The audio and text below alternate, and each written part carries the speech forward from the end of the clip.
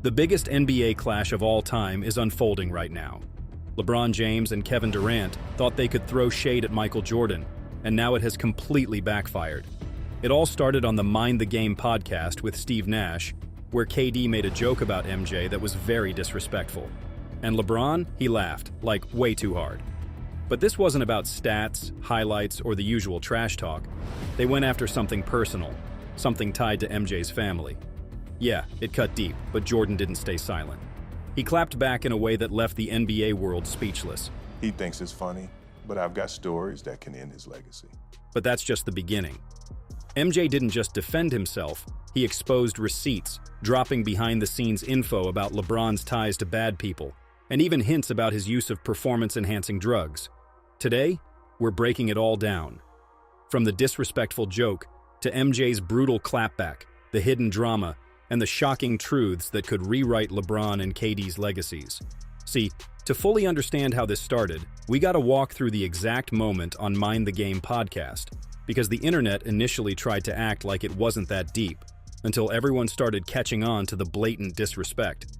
The whole episode was just LeBron, Steve Nash, and Kevin Durant talking about the NBA, and out of nowhere, KD drops the sneakiest diss I've ever heard from an NBA player.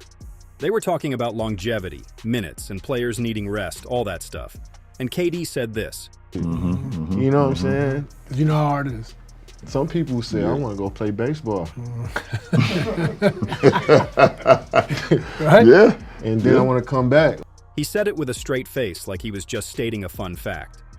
But no, that was not a fun fact. That was a diss aimed directly at Michael Jordan's trauma. KD basically said, Mike quit when it got tough. But the crazy part wasn't even the line.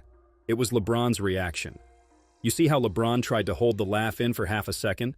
Then he broke into a full laugh, and it was obvious this was not the first time they had talked about this. They had been talking about it in private. But listen, context matters here, because Michael's baseball season was the direct result of his father's murder and the trauma that followed. Everyone said that decision was weird, but those who lived it know it was just a son honoring his dad's dream. So when KD turned that into a punchline, he was basically poking the one thing Mike never jokes about. And when that clip hit the timeline, social media came for LeBron and KD. And the comments were brutal. The video went ridiculously viral, and sports creators weren't letting it go either. This is nothing but a Michael Jordan diss, bro. A Michael Jordan headshot. And it's crazy coming for a like KD, who has literally talking about commitment. And let's be honest, KD knows better. He's a student of the game, he knows the history. That's why it was obvious to everyone that this was an intentional shot at MJ. And LeBron laughing just made it 10 times worse. One guy making a bad joke is one thing, but two superstars smirking about the GOAT's most devastating moments?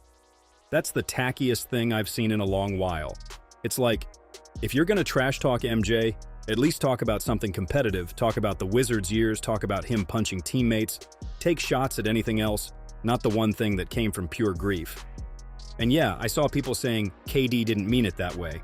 That's cute, but intent doesn't matter when the impact is that loud. The moment LeBron laughed, the whole conversation shifted. What kills me is KD and LeBron always act like they're above drama, but somehow they always end up creating the most drama. KD is sensitive about everything, but he's out here starting beefs on a podcast. LeBron's always trying to act like he's cool with MJ publicly, but the minute he thinks he can make a joke, he's laughing like he's at a comedy show.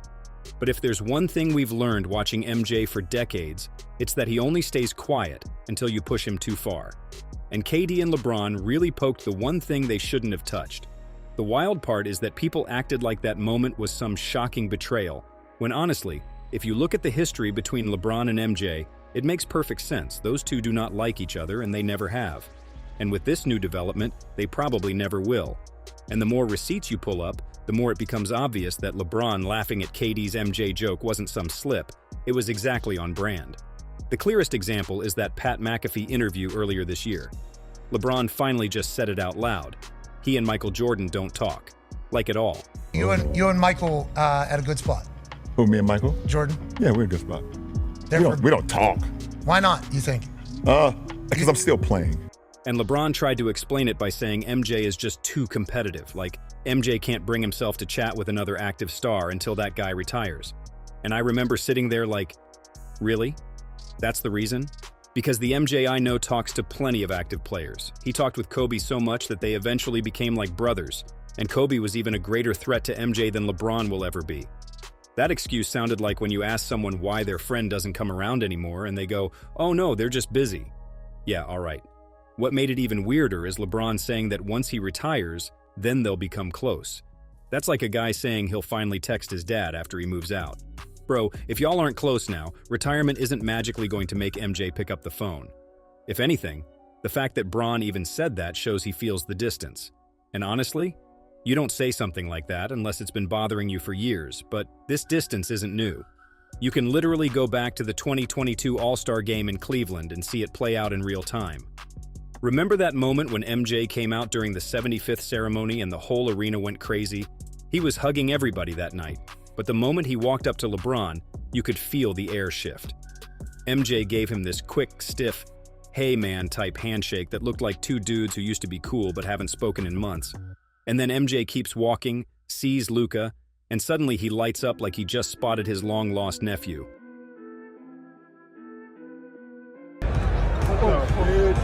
Jackson! You got it? Okay. Guys, everybody!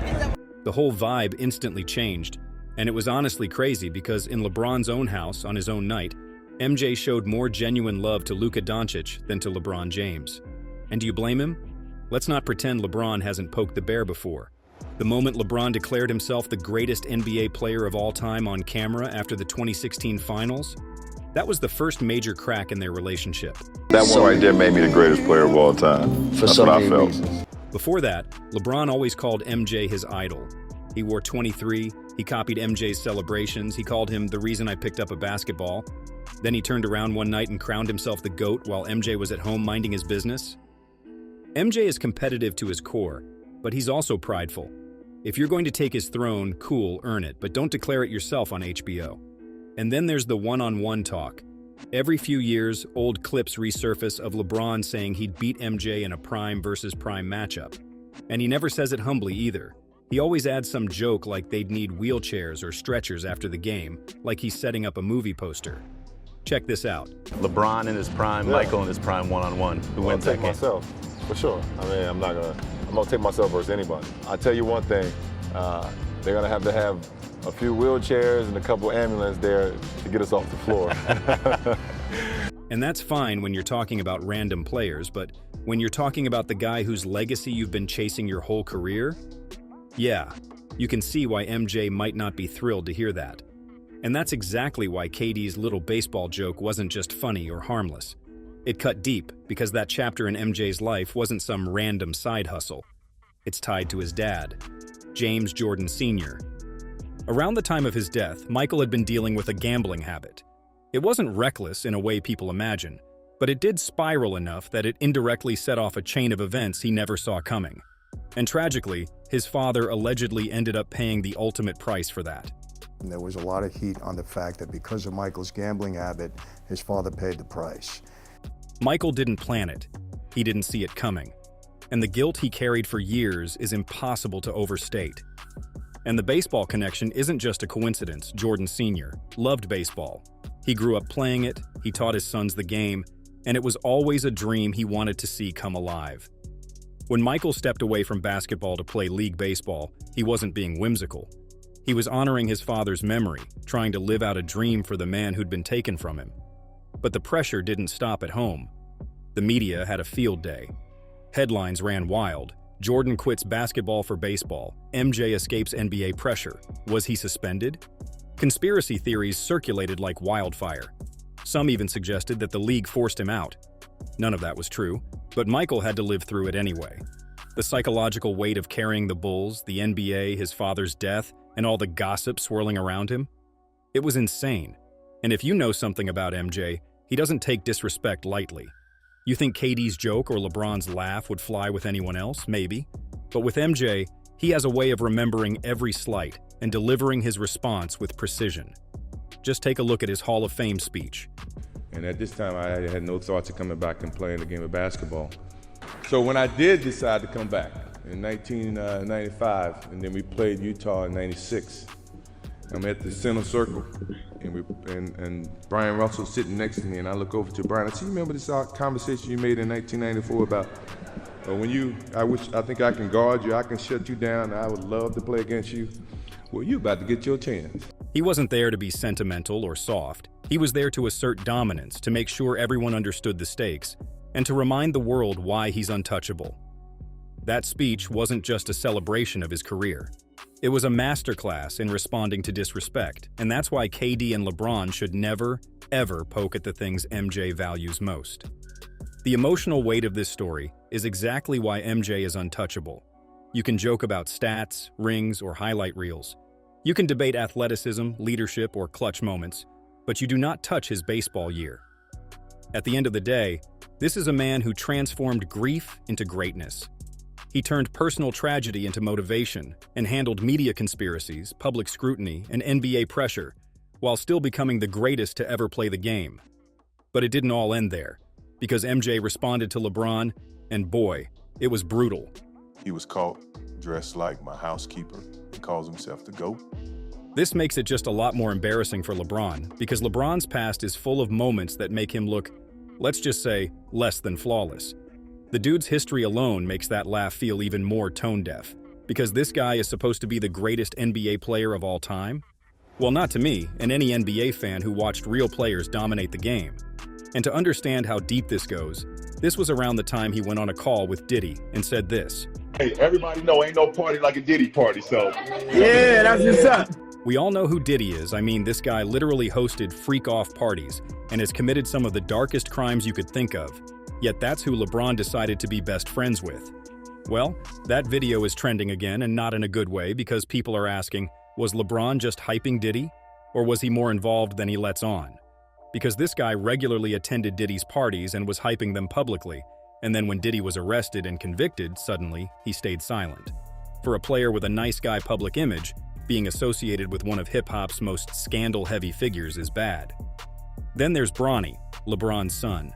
LeBron has maneuvered so much power in the league, and it's no secret he's influencing Bronny's path in a major way. The LeBron situation, because what LeBron essentially did here is he used nepotism to get his son a job in the NBA. That's basically what this was, and most people agree that's what happened. Bronny James, the son, did not play his way into the NBA. Most people generally agree with that. For someone who's constantly arguing with MJ's legacy, getting his son in the NBA through nepotism was not a smart move. And what about the performance-enhancing stuff? Let's not dance around it. Jeff Teague openly said LeBron sat out when HGH testing kicked in, then came back looking different. He was on steroids, bro. He had to sit out. He was on steroids for real. Y'all remember that though? Nah. But they was like, he got everybody, they started testing for HGH. And they was like, yo. And he had to sit out. Like, he said his back was hurt and he sat out for like 3 weeks and he came back skinny. This is just, I was in the league. I remember. Then there's the rumor of Delonte West and LeBron's mom, Gloria James. Yes, one of the most infamous NBA scandals ever tied to LeBron. West allegedly got involved with LeBron's mom during his Cleveland days. LeBron stayed quiet, let the drama swirl, and the whole locker room felt it. You don't get to laugh at someone's pain when your own history is this loaded.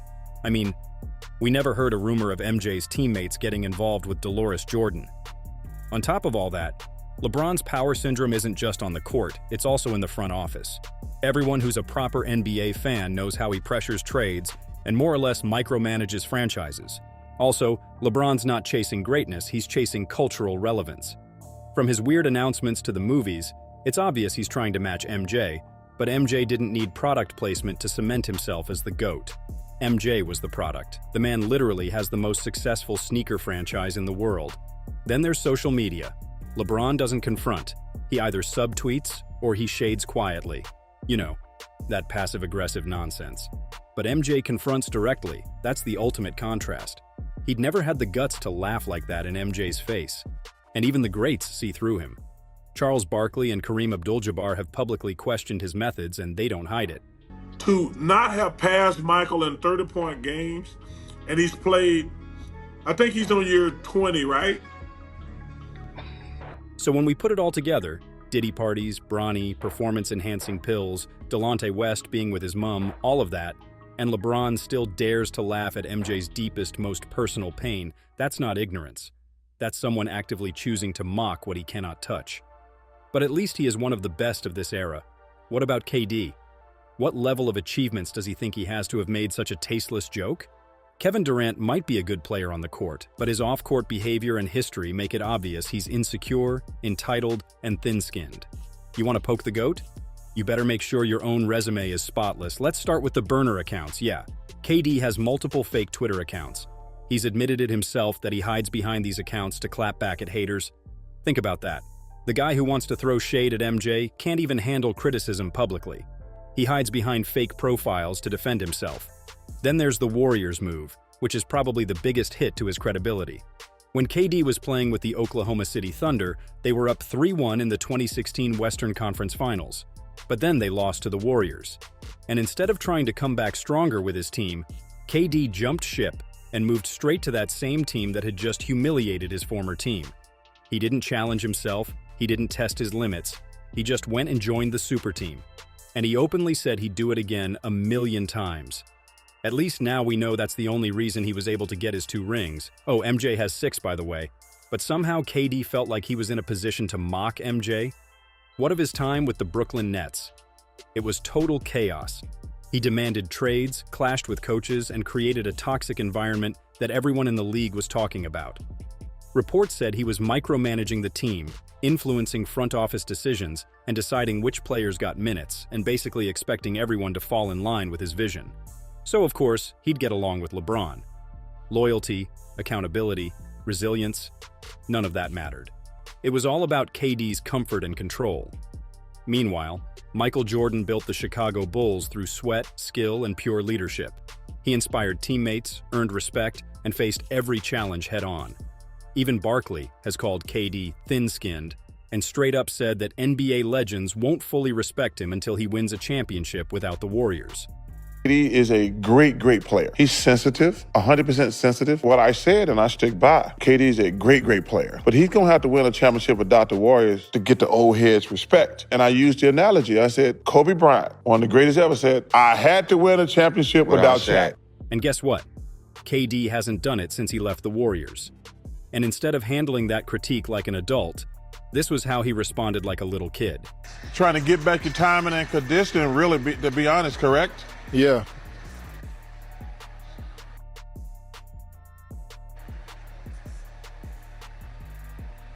It's either that or he goes full public with arguments, clapbacks, and petty spats with fans, journalists, teammates, and even legends on Twitter.